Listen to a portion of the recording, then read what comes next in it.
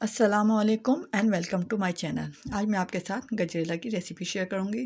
اس کے لیے میں نے 4 گاجر لے کر اس کو موٹا موٹا کدوکش کر لیا ہے۔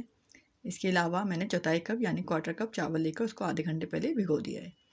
اب میں نے پوٹ میں 1 لیٹر دودھ لے کر اس کو میڈیم فلیم پر گرم کرنا شروع کیا، اور اس کے ساتھ ساتھ اس میں نے 3 سے 4 عدد الائچی شامل کی ہے خوشبو کے لیے۔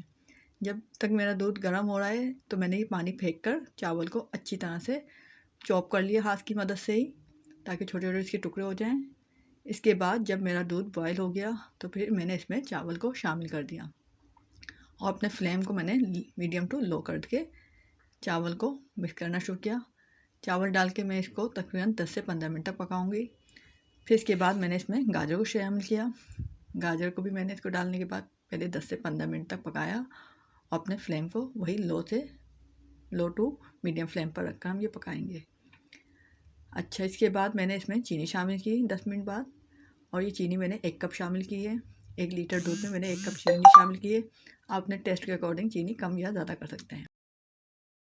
اب اس کے بعد لو ٹو میڈیم فلیم پر اسے میں 45 to 60 منٹ تک پکاؤں گی، اور ہر 4 سے 5 منٹ تک بعد چمچ چلاتی رہوں گی تاکہ یہ نیچے لگے نہیں۔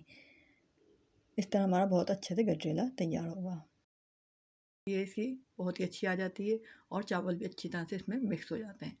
یہاں دیکھ رہے ہیں ہمارا گجریلا جو ہے وہ اچھا تھا تیار ہو گیا ہے۔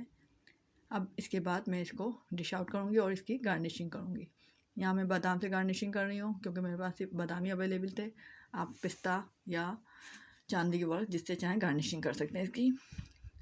یہاں پر گارنش کرنے کے بعد اس کو ہم روم ٹمپریچر پہ چاہیں تو استعمال کریں، کھائیں جب بھی بہت اچھا لگتا ہے، اور اگر ہم اس کو فریج میں رکھ کر ٹھنڈا کر کے استعمال کریں گے تو اس کا ٹیسٹ تو اوسم ہو جاتا ہے۔